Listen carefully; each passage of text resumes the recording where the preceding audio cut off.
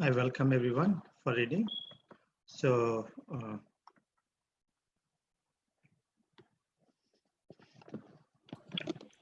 during Hare Krishna. So, anyone remember where we left?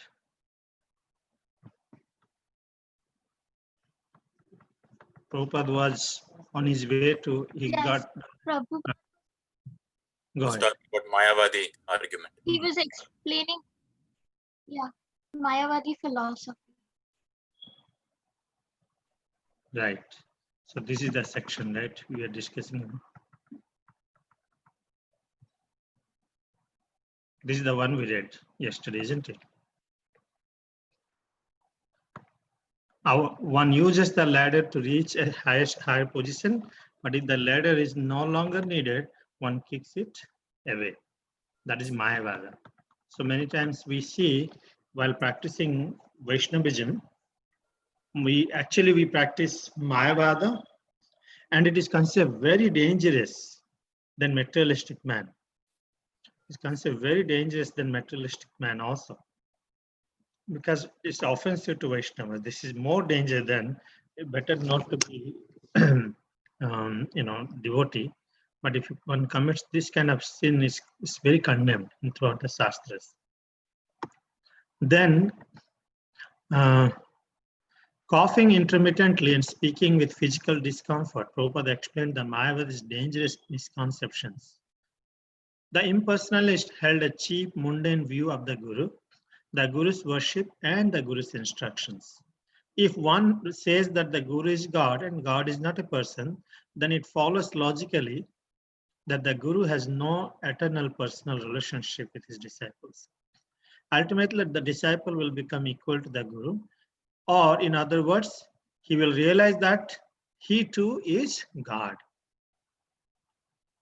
It's very philosophical. That's why whenever we explain this thing, people refute, people freak out. Many people cannot take it, this kind of statements also. But because unless we have a mercy of the Vaishnavas, Acharya and Krishna, we cannot understand this secret. To practice bhakti, one has to be very, very careful to do. Arguing from the Vedic scriptures, Prabhupada refuted the Mayavadi's claims. The individual souls, he said, are Krishna's eternal servants. And this master-servant relationship is eternal. Service to Krishna, therefore, is spiritual activity. Only by serving the Guru, however, can a disciple fully revive his eternal relationship with Krishna. The Vedic literature gives paramount importance to serving the spiritual master. He is the representative of God, the direct, manifest link to God. No one can approach God but through him. Lord Krishna says, those who are directly my devotees are actually not my devotees, but those who are devotees of my servant, the spiritual master, are factually my devotees.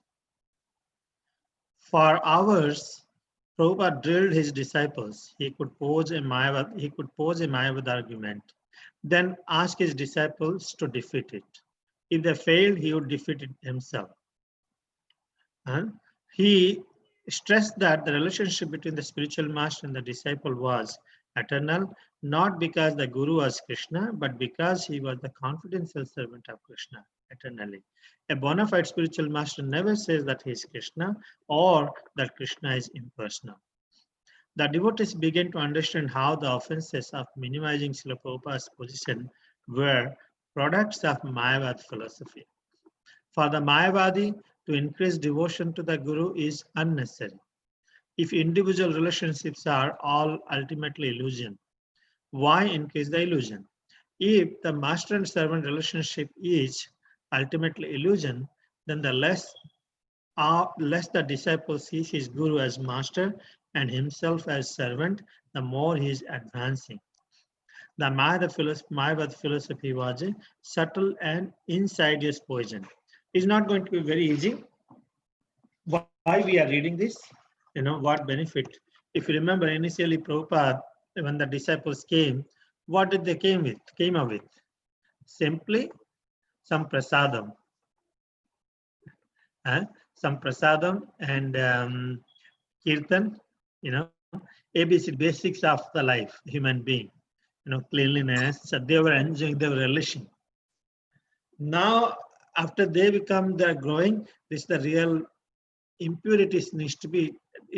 Guru is the one who can cut the knot of a material existence.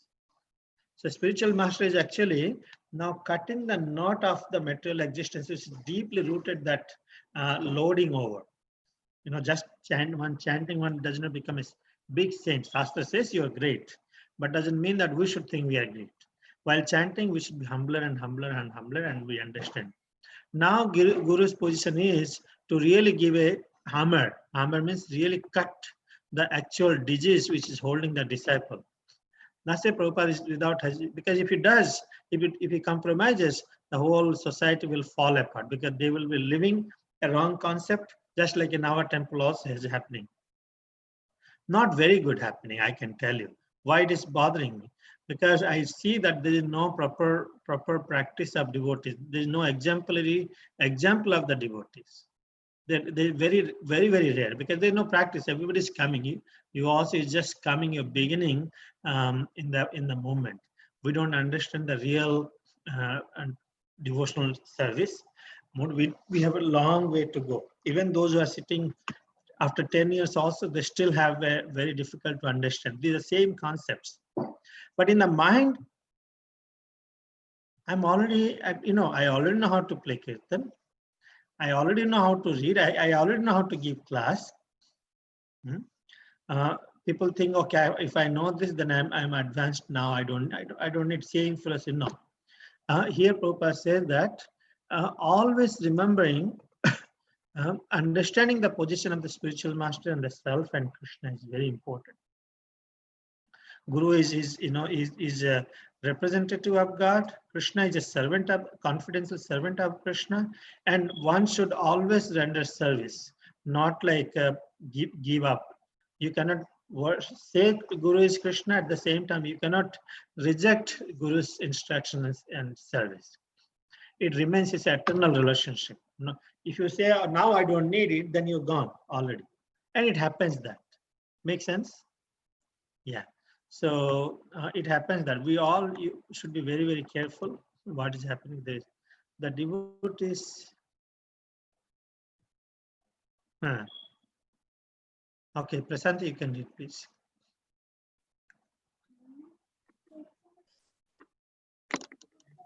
The devotees began to understand how the offenses or minimizing Srila Prabhupada's position were products of Mayavada philosophy. For the Mayavadi, to increase devotion to the Guru is unnecessary. If individual relationships are all ultimately illusion, why increase the illusion? If master-servant relationship is ultimately illusion, then the less the disciple sees his Guru as master and himself as servant, the more he is advancing. The Mayavada philosophy was a subtle and insidious poison. At least Prabhupada had been spared the pain of being personally present in New Vrindavan to witness the Mayavada rantings of certain of his disciples and the appalling display of ignorance of most of the others. He had his small entourage and was on his way to preach in India. While here in Tokyo, he would try to obtain many Back to Godhead magazines and Krishna books to take with him. Prabhupada observed Janmashtami at his apartment by having disciples read aloud to him from Krishna, the Supreme Personality of Godhead, throughout the day. If they kept reading, he said, they might be able to finish the book in one day. The devotees had decorated Prabhupada's room with leaves and flowers strung from the ceiling and along the walls. And Prabhupada sat on a thin mattress behind his low desk, hearing the pastimes of Krishna. At 9 p.m., after fasting all day, the devotees were still reading to him when he asked if they would be able to finish the book by midnight. The devotees replied that they would not. Then you stop and I will read. Prabhupada opened a Sanskrit volume of the 10th canto of Srimad Bhagavatam and for the next 2 hours chanted the Sanskrit verses. You cannot understand the Sanskrit, he said, but I know you can feel. The verses are so potent that just by hearing one can be purified. During the reading, Kirtanananda Swami and Kartikeya Swami cooked a feast in the kitchen. At midnight, the devotees served Srila Prabhupada the Janmashtami feast. Taking only a few bites, he watched his disciples eat heartily.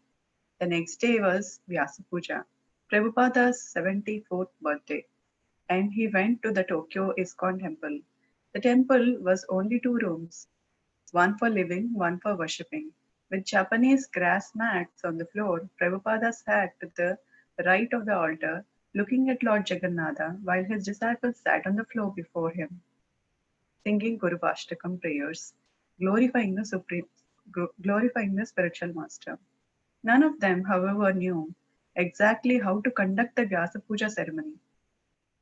And after a while, they ended the Kirtana. In the painfully awkward moments that followed, the devotees realized that they were supposed to do something special. But what?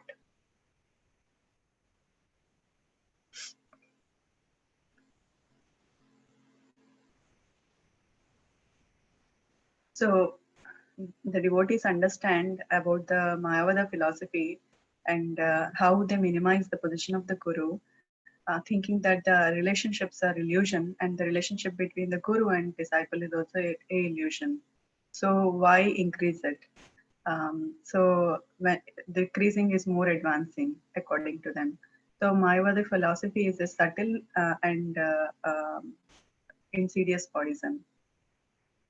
Prabhupada was spared of the pain in Vrindavan because some disciples were started preaching Mayavada philosophy, and it would, if Prabhupada was there, it would have pained him. So he was now in Tokyo. He got back to Godhead magazines and Krishna books with him, and they were observing the Janmashtami festival in the Prabhupada's apartment. The devotees started reading Krishna book continuously from morning till night. And at 9 p.m., Prabhupada asked if they will be able to finish the book by midnight. They said they cannot finish it. Then Prabhupada started opening the Dasamaskandam and started chanting some Sanskrit verses, and he explained them. They, even if they don't understand Sanskrit, they are so potent. Just by hearing one can be purified. And so the Janmashtami feast was cooked by Kirtanananda Swami and Kartikeya Swami. And at midnight, the feast was served. Prabhupada only took a few bites, but he watched heartily when the disciples are having the prasadam. And next day was Vyasa Puja, Prabhupada's 74th birthday at the ISKCON temple of Tokyo. It is a small temple with 2 rooms, one for worshipping and one for living.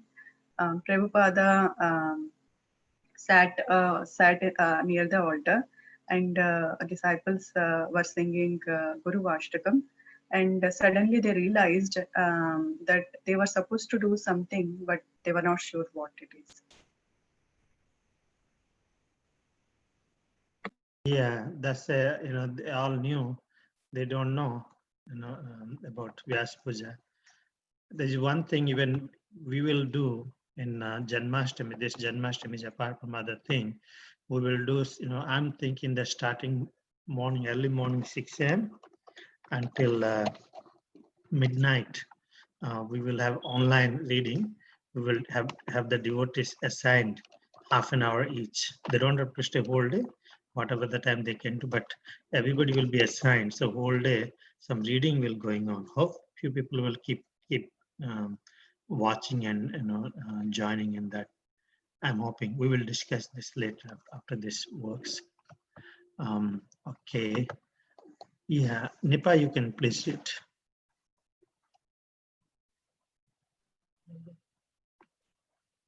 Prabhupada appeared angry. Don't you have Pushpa Yatra? Isn't Prasadam ready? The devotees looked at one another. This is not Vyasa Puja, Prabhupada said. You have not been to Vyasa Puja before? Don't you know how to celebrate the Vyasa Puja? How to honor the spiritual master? One of the sannyasis began to cry. Tamala Krishna. Prabhupada said, didn't you see how I observed my Guru Maharaja's birthday? Where is Pushpa? Pushpa is Sanskrit for flowers. Pushpa Pushpa. Tamal Krishna decided Prabhupada must mean Pushpana, a fancy rice dish. I'm not sure, he said.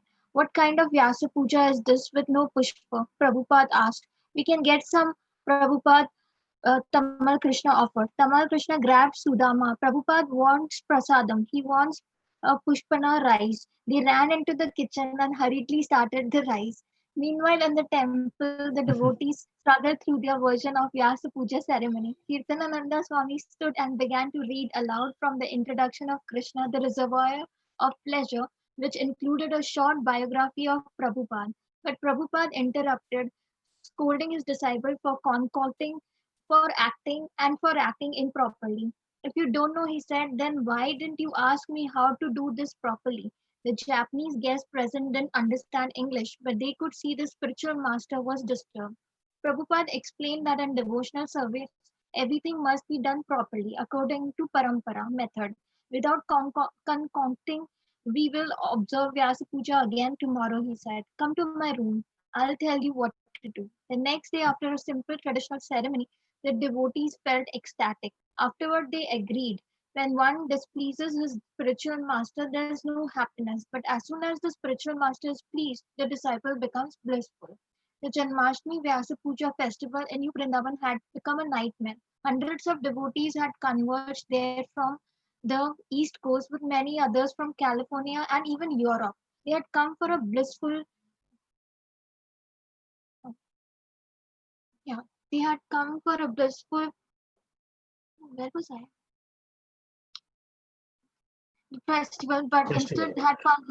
instead had found Srila Prabhupada's newly initiated sannyasis expounding a devastating philosophy. Wow. That's okay. It looks like a big confusion here between the rice dish and pushpa. Yeah, it is normal, this is what the when disciples are getting trained, and so this is learning. It's a learning process, and one has to Yeah, like us, just be like me. patient. Yeah, So I mean, here, see, here's the thing. It's a common. It's a spiritual master, even though he doesn't want anything, but just to train his disciples. Now you're going to run an international society. You do not know how to honor the spiritual master. So now he's formed the GBC, and you do not know how to, these basic things you do not understand. So he's not satisfied, but at least people it's given now. One should learn. These things are very very important, and they have seen it. Prabhupada has taught his disciples through example. He celebrated his spiritual master's Vyasa Puja, and people don't think that we also have to do. They don't understand. That's even it's interesting here. Prabhupada also got upset, angry, appeared angry, and it's the fact. He's given sannyasi, and people still don't know how to serve the spiritual master. You go ahead. yeah. So, but it's important, Prabhu, right? Like as long as the disciples later on admit, confess their mistake, and ready to improve. Yeah, that is fine. As long as you do. But at the beginning itself, we should discharge. Prabhupada says we should not concoct. We should discharge bhakti very, very carefully. Otherwise, if you concoct, then everything is going to spoil. The whole parampara will stop. Very hard for people to understand what we are, which society we are, what we are doing. actually, that's the big problem, you know. Devotees don't understand what society we are in. They think it's, oh, okay, it's another society like that. But anything is compromised, that will be carried over for the generation after generation to come, as Krishna says, due course of time. Yoga nashta parantavaha. Nashta parantavaha means if you don't live properly, disciples' response to live with their own living, then it can stay for a long time. If you don't live, then it's gone. Only theory will be left over. So yoga, this discipline succession will break. So anyway, you want to say something from this? Yeah, so should I just summarize? Like we probably covered everything where Prabhupada appears angry about the confusion between, and then he makes a point that disciples are supposed to kind of make it clear right from the beginning of the ceremony, as you mentioned. And this is how he explains, and then he kind of holds a meeting with the disciples and says we are supposed to be presentable when we are teaching something, should be right and accurate right from the beginning. Yeah, he says, what kind of Vyas Puja here? There are no flowers. He said Puspa. So then they are thinking Puspana rice, and they're cooking the rice. And Prabhupada wants that. So Prabhupada say, you know, haven't you seen? I performed my spiritual master how to do this. So that is a that's until and that's a chastise. There's a blessing in chastisement. So Prithu Maharaj says, no, followers of the Prithu Maharaj says, if you don't chastise us, then how will you become our master? The spiritual master's chastises is a blessing actually for the disciples' good, and the one who took it in right attitude, they will grow. Interesting actually. The Prithu Maharaj story you all will hear as you finish read Bhagavatam. He said that you know, if you don't chastise us, then who will chastise us? Please chastise us. Hardly you will find in the earth someone say, please chastise me, right?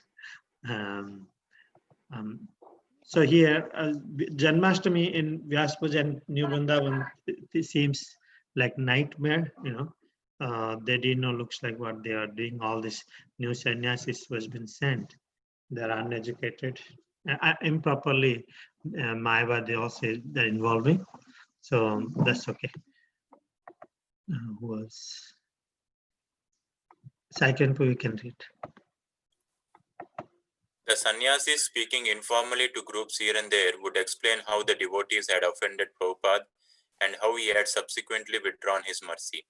The sannyasis revealed their special insights that Prabhupada was actually God, that none of his disciples had recognized him as such, and that all of them, therefore, beginning with the sannyasis, were guilty of minimizing his position. And that was why Prabhupada had left for India. He had withdrawn his mercy from his disciples. The devotees were devastated. None of them knew what to say in reply. The sannyasis, by their preaching, had projected gloom everywhere, which was proper, they said. Everyone should feel guilty and realize that they had lost the grace of their spiritual master. No use trying to cheer one another up by chanting Hare Krishna or eating a feast. Everyone should accept the bitter medicine. Although Prabhupada had given his disciples 3 volumes of Srimad Bhagavatam, as well as Bhagavad Gita as it is, the nectar of devotion, teachings of Lord Chaitanya, and other literature, none of the devotees were well versed in them. Many devotees wondered if the philosophy the sannyasis were preaching was correct, but none of them knew enough of the scriptures to immediately refute it. The devotees turned to the new GBC men, Prabhupada's appointed leaders and guardians of ISKCON. The GBC, along with senior devotees, began carefully searching through Prabhupada's books to ascertain exactly what he had said about the position of the spiritual master. Then Hayagriva announced that a letter had just arrived from Srila Prabhupada in Tokyo. As soon as the devotees all gathered under the pavilion roof to hear, Hayagriva read aloud, "My dear sons and daughters," and then Prabhupada listed almost all the new Vrindavan residents. The devotees immediately felt a wave of hope. Just to hear Prabhupada say, "My dear sons and daughters," was a great relief. So here, the sannyasis who were gathered in New Vrindavan, along with many devotees from the East Coast and some even from Europe and the West, they were giving their Mayavad philosophy, saying that they all had offended Prabhupada, and he was actually God. Because we did not recognize him, he has left to India, and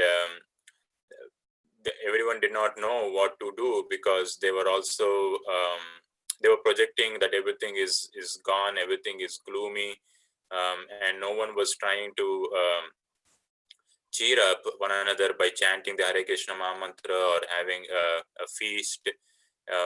Like it was like everyone should take it, should accept it. Even though Prabhupada had given the disciples 3 volumes of Srimad Bhagavatam, Bhagavad Gita, Nectar of Devotion, teachings of Lord Chaitanya, none of the devotees have read them, so they did not know how to basically understand if the philosophies the sannyasis were preaching was correct or incorrect. So they did not know that they should refuse it. Then the devotees turned to the newly elected GBC men who were the leaders of ISKCON, the guardians. Then those senior devotees began carefully searching through Prabhupada's books to exactly understand the position of the spiritual master. Then Ayagrava announced that a letter had come from Srila Prabhupada from Tokyo, and when Hayagrava read aloud that Prabhupada addressed my dears and sons, all the devotees there, like immediately they felt a great relief. They all got a hope.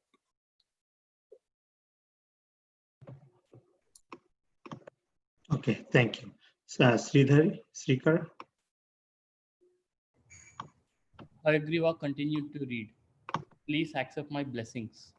Prabhupada had not rejected them. The letter went on to say that Srila Prabhupada was pleased with the work of the New Vrindavan devotees, and he promised to come and visit them. Soon he would send for other devotees to join him in India, he said. As they described what preaching in India would be like, the devotees became caught up in the momentum of Srila Prabhupada's preaching spirit. They cheered, they felt blissful. Then Prabhupada specifically referred to the difficulty facing ISKCON. Purge out of New Vrindavan the non-Vrindavan atmosphere that has entered. His letter turned the tide against the Mayavad teaching. The GBC then called a meeting of all disciples in the temple room. Reading selections from the Nectar of Devotion, they established that the spiritual master, although not God, should be honored as much as God because he is the confidential servant of God. Several senior devotees spoke their heart's convictions, citing examples from their association with Prabhupada to prove that he had not rejected them. He was too kind. The sannyasis might feel rejected because of their own guilt, someone said, but they should not project their guilt on others. The false teachings, however, had dealt a blow from which many devotees would need time to recover. Newcomers at the festival were especially unsettled, but the cloud of gloom that had hung over New Vrindavan now lifted, thanks to Srila Prabhupada's timely letter. The sannyasis admitted their confusion. The GBC then phoned Kitananda Swami in Tokyo and told him that Prabhupada's letter had resolved most of the problems, but that the sannyasis still held their misconceptions. Hearing this, Prabhupada felt his suspicions confirmed. Certain disciples had been contaminated by the poisonous philosophy from India. Consequently, material desires for power and control have overwhelmed them, even in Prabhupada's presence.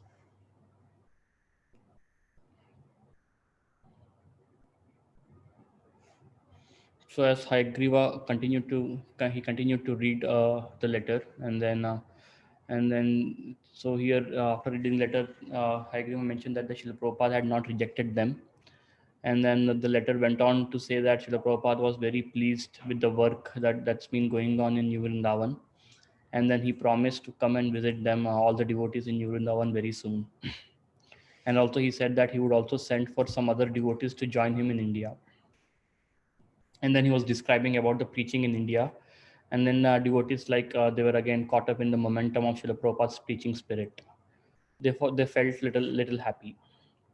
And then Srila Prabhupada specifically mentioned to purge out the non-Vrindavan atmosphere that has entered New Vrindavan. Meaning he was specifically referring to the Mayavad philosophy to purge out that Mayavad teachings. And then the GBC then called a meeting of all the disciples in a temple room, and then they were reading from the Nectar of Devotion, and then some sections of Nectar of Devotion which establish that spiritual master is not God but should be honored like God, because he's the confidential servant of God. And then there were many senior devotees there who spoke who spoke about their experience with Srila Prabhupada, and then they were mentioning that Srila Prabhupada is too kind, and that he had not rejected them. And then there were some sannyasis who were feeling rejected because of their guilt, but again, but they should not be projecting their guilt on others. So this false teachings, Mayavad philosophy, that was like a blow to many devotees, and then they needed some time to recover from that. And then there were some newcomers to the festival at New Vrindavan, and they were little confused and unsettled. But this entire cloud of gloom that was over New Vrindavan, that was kind of lifted when as soon as they read Srila Prabhupada's letter. So it was like thanks to Srila Prabhupada's timely letter. And then after that, the sannyasis they admitted their confusion about the philosophy.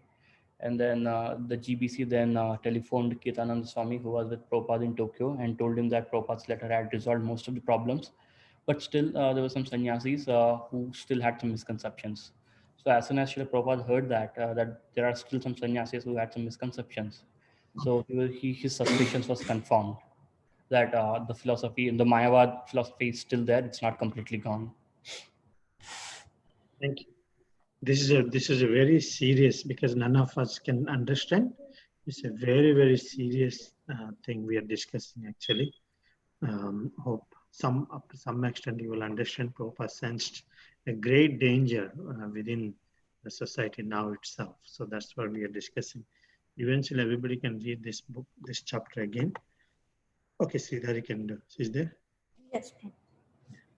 Certain disciples had been contaminated by the poisonous philosophy from India. Consequently, material desires for power and control had overwhelmed them, even in Prabhupada's presence.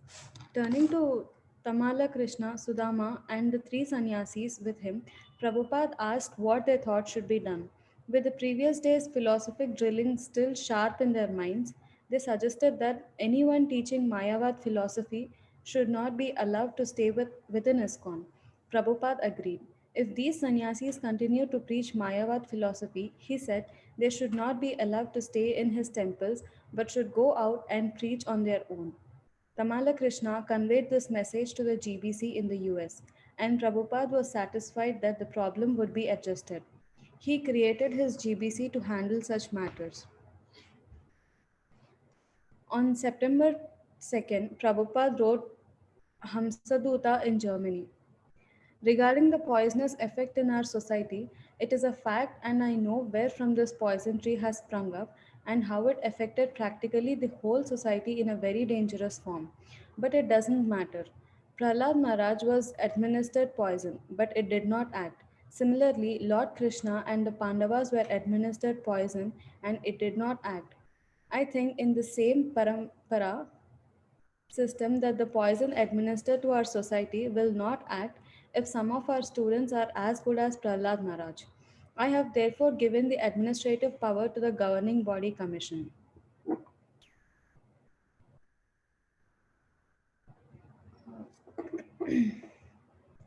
So here Prabhupada says that there are some disciples who got contaminated by the poisonous philosophy from India because of their material desires for power and control, even in Prabhupada's presence. So, I will explain. No problem. I know it'll be a little hard for you.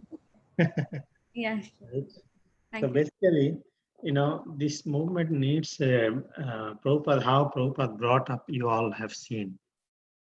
he's really giving his heart, life, and everything to understand. He brought himself such a low level, compassionate, so to bring uplift these such people. But as soon as we grow, then we have outer influence, other influences will be there. And that danger was there before itself. Whenever someone does well, another person will start, disturbing. So as soon as Prabhupada took some of disciples in India, then they got the influence of other god, brother, their way of doing, and the influences were there. And eventually those things has really messed up, brought a big danger. What is the big danger? When the disciples, students, followers of this society does not understand, the relationship. If their relationship with the spiritual master is spoiled, then there's no cooperation and everything will collapse. So now Prabhupada is, one way, saying that how to resolve this. Why he's saying? Because you're the GBC now, and Prabhupada did a big important job. You see, before I die, I might do it. One person cannot handle. GBC has to be there, and they need to handle this. So he gave this responsibility. So we should be very grateful to GBC, who are selflessly doing their tasks. So Prabhupada handed over this. Okay, what do you think? So now the GBC, newly recruited GBCs, come providing solution that will not allow Mayavad preaching. Um, they will not, if they want, they can go out and do their own, but we will not allow Mayavad preaching on our movement. There has to be. It's not easy, but this is the things will come in the society when we do it. Now again, he wrote to Hamsadutta, who is in Germany, about the incident happened, because those days also, things spread like wildfire. Unbelievable. Technology was not there. Technology was not there. Now we have WhatsApp. Everything is there. Once in second, everybody will be connected. Technology was not there. Still, things are met. But he's saying that, if I have few devotees like pure like Prahlad Maharaj, will be saved, will be protected. So I have therefore given the administrative powers to the governing body commission. So you all will understand slowly. It's going to take time, but at least just bear with this situation. Okay. Pranath, Hare Krishna. To Hagriva in New Vrindavan, Prabhupada wrote, I am very glad to know that the GBC is actively working to rectify the subversive situation which has been weakening the very foundation of our society. All you members of the GBC, please always remain very vigilant in this connection so that our society's growth may go on unimpeded by such poisonous elements.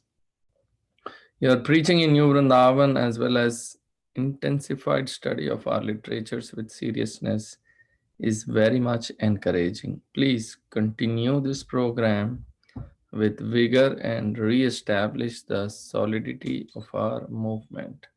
From the beginning, I was strongly against the impersonalists, and all my books stressed on this point. So, my oral instruction as well as my books are all at your service. Now, UGVC, consult them and get a clear and strong idea. Then there will be no more disturbance. The four sannyasis may bark, but still the caravan will pass. Prabhupada wrote Satswarupa in Boston. I'm very glad to know that you're not affected by the propaganda of the sannyasis, that I'm displeased with all the members of the society. I'm never displeased with any member.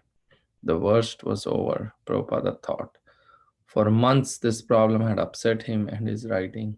Relentlessly, he had instructed his disciples for their own benefit and for the benefit of his movement. The disease had taken its toll, and that was unfortunate. But the devotees were being forced to turn to Prabhupada's books and apply their teachings, and that was the positive outcome.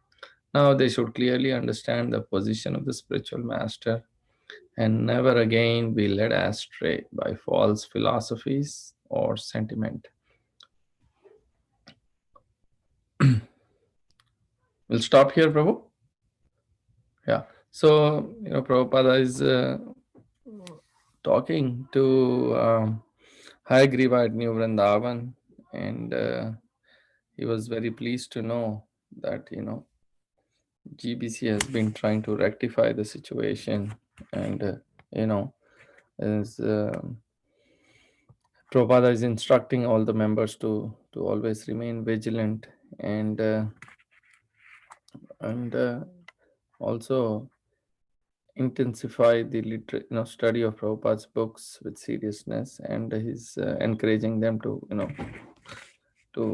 continue to study the literatures and move forward with vigor, and reestablish uh, the solidity. And then Prabhupada's time and again, in his books, stressed this point about strongly opposing impersonal philosophy, and and he's reminding GPC to consult his books and get a clear understanding of the philosophy. And then he wrote to Satswarupa in Boston, Satswarup Maharaj in Boston, um, and was very pleased to know that he's not impacted by all the propaganda and what was happening. And Prabhupada was, bothered by all this, what was happening, and it also impacted his writing. And but he was relentlessly instructing his disciples for their own benefit, and for taking the movement forward and to solidify the movement. And but it forced the whole episode forced the devotees to turn towards Prabhupada's books, read, study them carefully, apply the teachings, and that was the positive outcome of the whole incident. And also, most importantly, understand the position of the spiritual master, and as as instructed by Prabhupada himself, and not be swayed by false philosophies, and yeah, or sentiment. Vijayan and Prabhu. Prabhupada's main business in Tokyo was with Dai Nippon. Considering him an important author and a venerable religious monk, they had provided him a car and an apartment. Each morning, they sent a private car to drive Prabhupada to Imperial Palace Park, where he could take his morning walk. Prabhupada liked the neatly planted trees and gravel walks, and he appreciated the habits of the Japanese people. As he would pass, elderly ladies would bow to him from the waist, and others would fold their hands respectfully, acknowledging his being a holy man. On the morning of Prabhupada's meeting with Dainipan, he came out of his apartment with Tamala Krishna and Devananda Maharaja and got into the back seat of Dainipan company car. The car proceeded through the early morning streets, and Prabhupada chanted his Gayatri mantra silently. A Dainipan junior executive escorted Prabhupada and his two disciples into an elevator and up to a spacious room with a long conference table. Prabhupada's guide cordially offered him a seat at the table, and Prabhupada sat down, with Tamil Krishna and Devananda Maharaja on either side. Soon there entered Dainipan six top executives, including the corporation president. Each stood behind his respective chair, and each in turn, beginning with the president, bowed slightly from the waist and presented his calling card. Addressing Prabhupada as Your Divine Grace, they introduced themselves, announced their posts, and took their seats. We are honored to have you here, the president began. You are a great religious author, and it is our great privilege to be publishing your books. After the president had spoken briefly, tea was served. Prabhupada requested hot milk. Conversation was informal, and Prabhupada spoke of the importance of his mission and his Krishna conscious literature. No one discussed business. However, and the Danipan executives soon excused themselves they would meet again the next morning. Prabhupada was again alone in the room with his disciples and the junior executive who had escorted him. He asked the young Japanese, So, what is your goal in life? By way of answer, the man gathered up all the business cards that lay scattered before Prabhupada on the table and stacked them, with the president on top, then the first vice presidents, and so on, putting his own card at its place on the bottom. He then dramatically removed his card from the bottom of the stack and slapped it on top, a graphic answer to Prabhupada's question.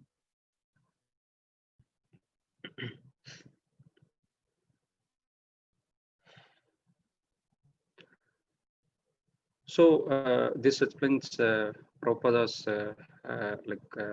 some of the things which happened in Tokyo with Jai Nippon. That company offered him they considered him as an important author and a religious monk. They provided him a car and an apartment, and each day morning they sent a private car that can take Prabhupada to the nearby Palace Park, where he can go for a morning walk. And Prabhupada liked the neatly planted trees over there, and he appreciated the habits of the Japanese people. And when he was passing, he would come across elderly ladies and who bow to him from the waist, and others who fold their hands respectively, acknowledging since he is a holy man.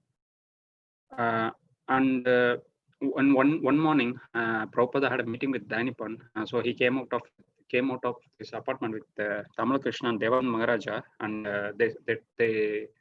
they went into they took the Jai Nippon company car, and they were proceeding to that meeting actually.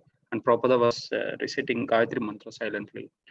And when they reached that place at that company, a junior executive from Jai Nippon escorted Prabhupada and the two disciples to the elevator, and there was a spacious room with a long conference table.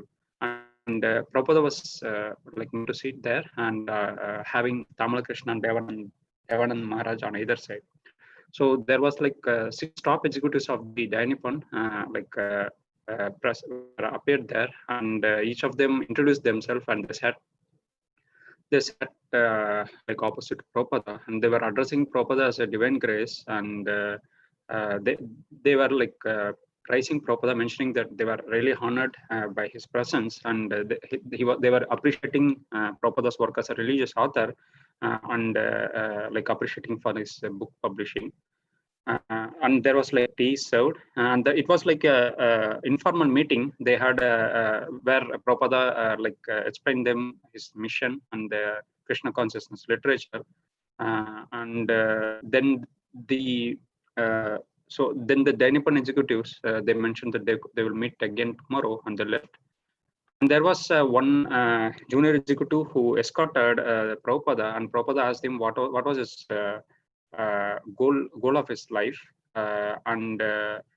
so instead of answering him, Prabhupada took a stack of cards, and where he was mentioning the president on the top, and as a hierarchy. So basically on the bottom he was graphically he's representing that he's at the bottom of the stack, and he want to come up to the president's post. So indirectly he showed them to Prabhupada graphically using the stack of cards.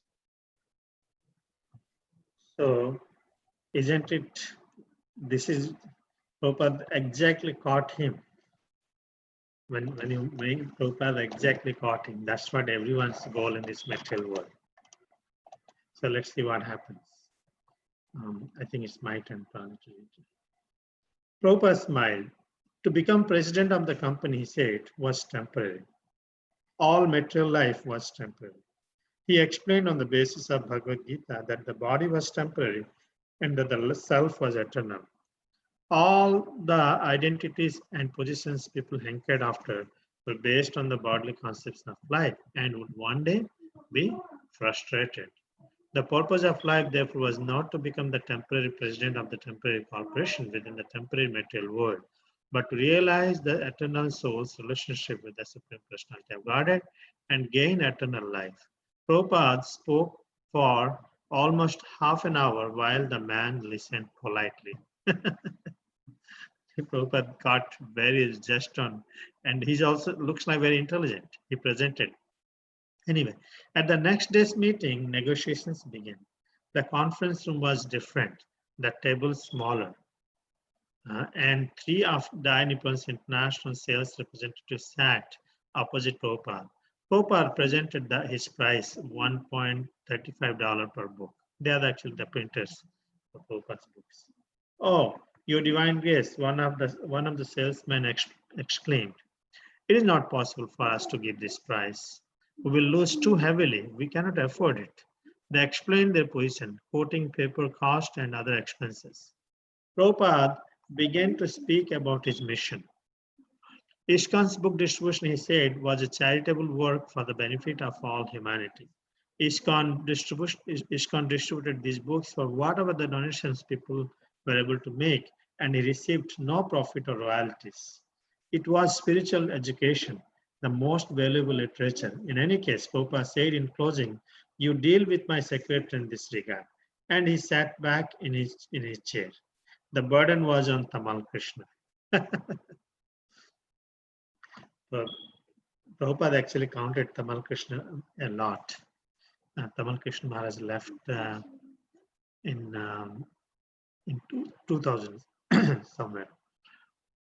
Tamal Krishna began by saying that Prabhupada had been too kind because ISKCON could actually never pay such a high price. He made his own diplomacy here. He then quoted a price 40 cents lower per book than Prabhupada's quote. Mr. Tamal, the salesmen were again upset. "Please reconsider your point." A polite argument ensued. Suddenly, Prabhupada interrupted, presenting himself as an impartial third party. He said he would settle the difference that had arisen between his secretary and the salesman. "I have heard both sides," he said. "Then, and I feel that the price should be $25 per book. That's all." "Yes, your divine grace." The salesman agreed, "That is right." Can you all believe what happened? Um, how wonderful negotiations they did it. So they received Prabhupada nicely and they appreciated everything. And when they sit next day, the bargain per book, Prabhupada offered 135. So they said, or your divine grace, we cannot afford this price. It's too low, paper price and everything, all this. Prabhupada said, "Yeah, okay. Now you deal with my secretary." And he brings down almost 40 cents less from that price. He quoted then the price 40 cents lower per book than Prabhupada's quote. So they say, "So what is this? We cannot do this." Then Prabhupada comes as a mediator and says, "Okay, let's make a deal with $25." At the beginning, he offered $35. Now they say, "Okay, that's all." "Yes, your divine guest." The salesman agreed. That's all right. What a expert dealing they made it. I hope Japanese are smart, right? Anyway, after further negotiations, Prabhupada agreed on a contract that included a reprint of volume 1 and a first printing of volume 2 of Krishna, the Supreme Personality of Godhead. 2 issues of Back to Godhead, a Hindi issue of Back to Godhead, and a new book, Sri Sapunishad. ISKCON had to pay only $5,000 cash, and Dai Nippon would deliver everything on credit. Prabhupada held a feast at his apartment for the Dai Nippon's executives, who especially liked the samosas and pakodas.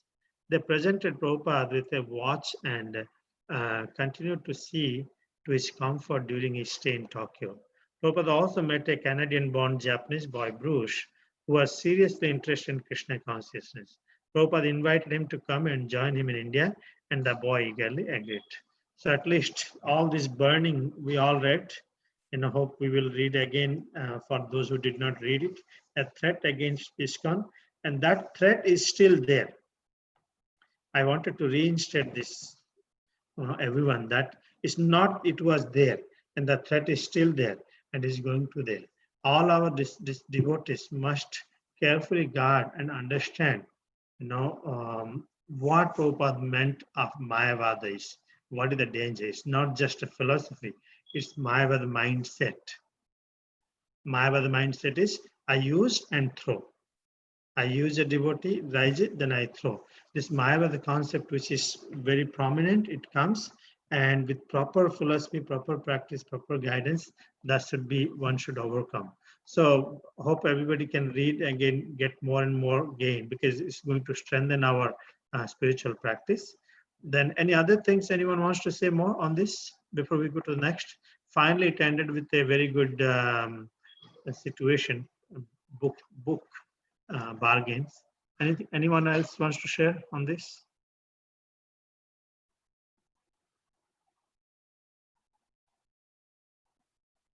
a threat.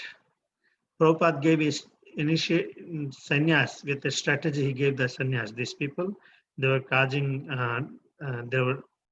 if they manage like that, then it's a big danger. Then he gave the sannyas for their own purification. It's a big thing. Prabhupada worked as very strategy. On the same time, and this is a chapter to save international society. He formed the GBC itself because he realized that threat is coming. Now it's counted these people, 12 GBC's name he gave and formed, and is training everybody. And Prabhupada is on his way to India. Right? He also found issues in the publication, like they were not printing his name correctly. Yes. The quality was not good. These all are culmination of the mind of, it's not just philosophy, it's Mayavada philosophy. It's Prabhupada could see when you're compromising in this way, you're going to be big trouble to the movement. These are all the culmination. And what else they compromised? Minimize Prabhupada's position, right? They were stopping some letters to reach Prabhupada. So we can take care. We will deal with why Prabhupada need to. Many things. There's a lot of miscommunication they have been spreading. Till now, about gurus, till now, hardly any devotee understand what is guru means. Prabhupada has worked on that very heavily on that. What is the relationship? What is the representative of guru means? It's very hard. Very rarely we can find who can understand. Hopefully, we will very carefully we study and practice this. So we'll move to the next. We have 10 minutes. At least we can start today. Let's see who can read. Prasanthi, you can read, please.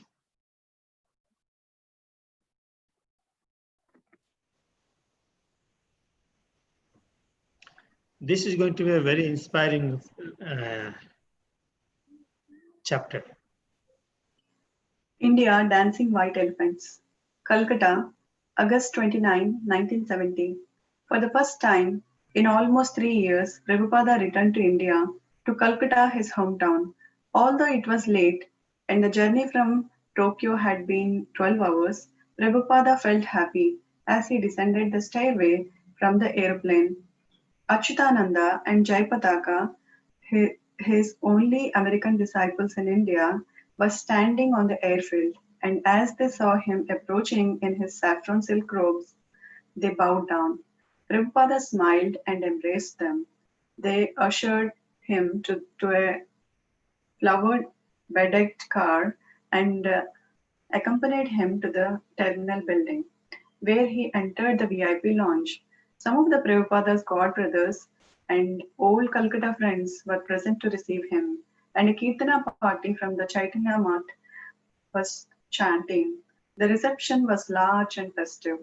As the room resounded with Hare Krishna, Hare Krishna, Prabhupada took his seat.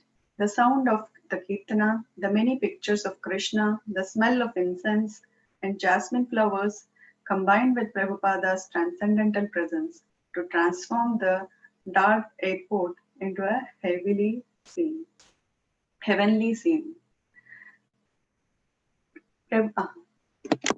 Indians crowded forward to place flower garlands around Prabhupada's neck, and as the garlands piled higher, Prabhupada removed them. But the garlands kept coming, and again they piled up, almost covering Prabhupada's face. The American devotees watched in fascination as the Bengali brahmacharis played their mrudangas with exotic rhythms. The people in the crowd pressed in closer to touch Prabhupada's feet and ask his blessings, and Prabhupada smiled, seeming quite at home. When the Kirtana ended, he began to speak. I am coming back to the city after 3 years. Hare Krishna.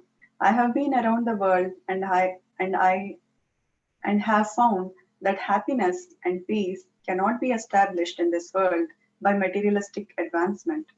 I have seen Japan, which is highly advanced in machines and technology, yet there is no happiness there. But the people of India, even if they do not understand the significance of Sankirtana, they enjoy listening to it. My advice to the Indians is that if you advance only in science and technology without paying attention to Harinama, then you will remain forever backward. There is tremendous strength in Harinama. Reporter, you have said and quote, even communism, if it is without Krishna Nama, is void. Why do you say that? Prabhupada, why do you refer to communism in particular? Without Krishna consciousness, everything is void. Whatever you do, Krishna must remain in the center, whether you are communist or capitalist or anything else. It doesn't matter. We want to see whether your activities are centered around Krishna. Reporter, right now there is too much turmoil in Bengal. What is your advice to us at this time? Prabhupada, my advice is to chant Hare Krishna. This is the piece of advice to both the capitalists and the communists. All animosity between them will cease completely and all their problems will be solved if they take this advice. The crowd, affirming Prabhupada's word, began to shout, Sadhu, Sadhu.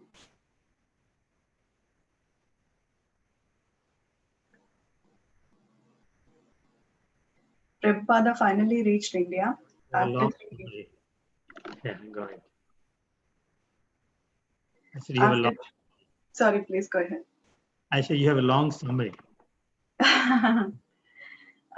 So Prabhupada reached India after 3 years to Calcutta.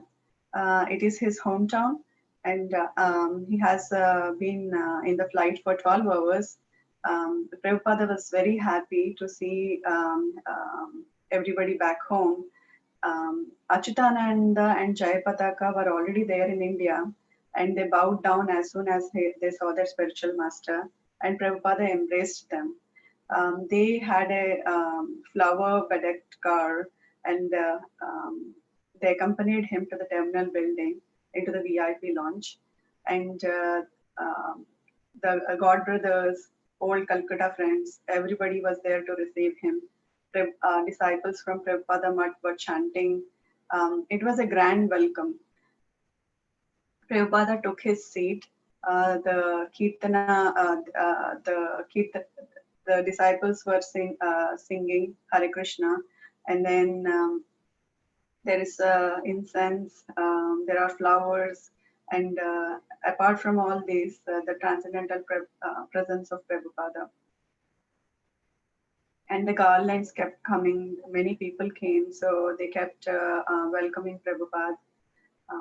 And Bengali brahmacharis were playing different rhythms of mridanga, and people wanted blessings from Prabhupada, and Prabhupada seemed quite at home. And Kirtana ended, then Prabhupada gave a small talk that he was back to India from after 3 years, and he explains that he came from Tokyo where science and technology is so advanced, but there is no real happiness over there.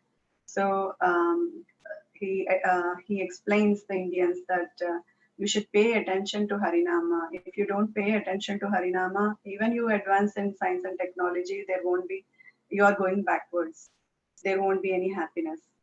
And the reporter asked, so about the communism.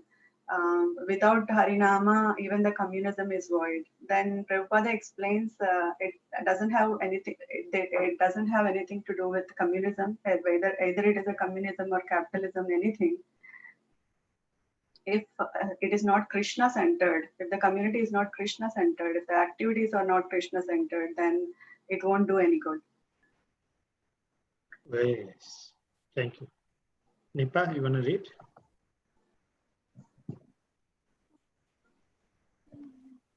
Prabhupada sat in the back seat on his way from the airport to the home of Mr. Das Gupta on Hindustan Road. Outside the car window, the familiar scenes of Calcutta passed by. For the newcomers riding with him, however, Calcutta was foreign and unfamiliar. Gaunt, loitering cows and street dogs, small horses pulling huge loads, barefoot rickshaw-wallas, open shops with exotic foods, dense crowds of pedestrians, the sultry heat, and the incredible traffic. These, although familiar to Prabhupada, plunged the disciples who had flown with him into culture shock. Tamala Krishna looked nervously at the driver, who swerved in and out of traffic, honking his horn. Prabhupada laughed softly. Tamala Krishna, how do you like this driving? Achyutananda and Jay Pataka, however, were acclimatized to Calcutta and had learned to appreciate its culture. They had met high-class cultured Bengalis who accepted them as sadhus despite their American birth. They had preached in many homes and had attracted curious crowds by chanting in public. They had not, however, achieved a solid foothold for ISKCON, but now Prabhupada had come to change that. He would preach wonderfully just as he had done in America, and his disciples were eager to serve as his instruments. He would be their vital force, their inspiration, for he was empowered by Lord Chaitanya. Prabhupada reached the home of Mr. Das Gupta at almost midnight. Many people wanted to see him, and when Devananda Maharaj tried to turn them away, Prabhupada said, "No, no, let them come in." Prabhupada's sister, Prabhupada's sister Bhakta Rani arrived with an array of special dishes she had cooked.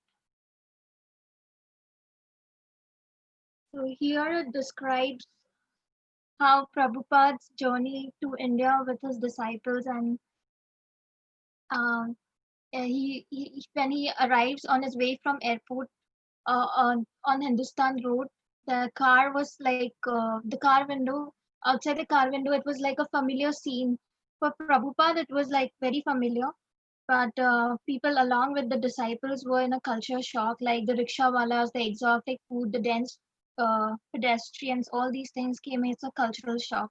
Tamala Krishna looked nervously at the driver, who was swerving in and out and honking. Prabhupada laughed softly and asked, Tamal Krishna, how do you like this driving? And Achyutananda and Jay Pataka were acclimatized to Calcutta and were they had started to appreciate its culture. And they had also met high-class cultured Bengalis who had accepted them as sadhus despite their American birth.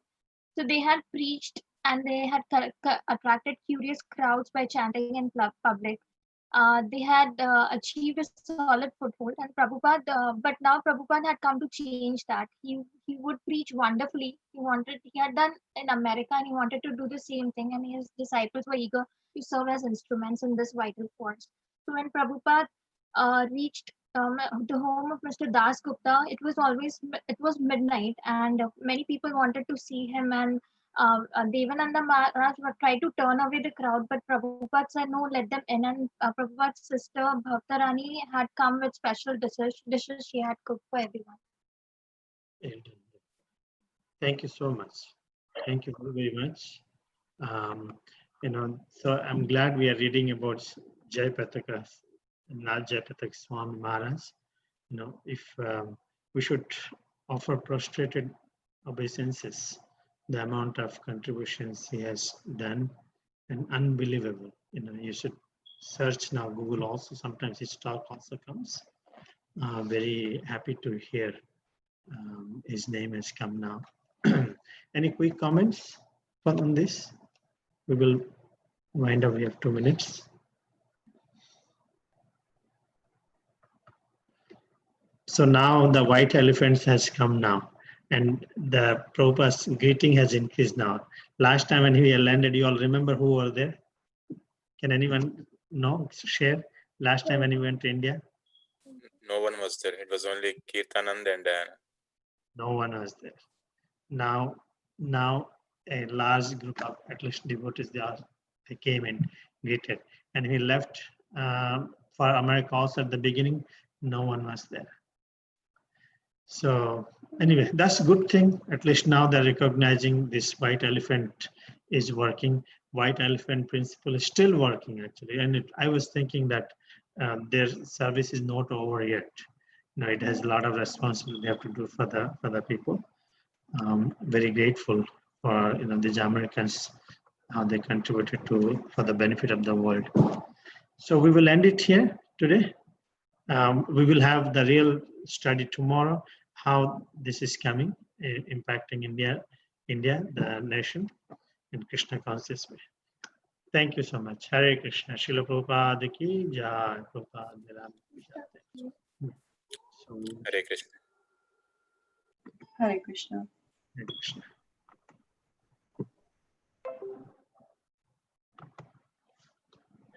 What are you doing? That's it.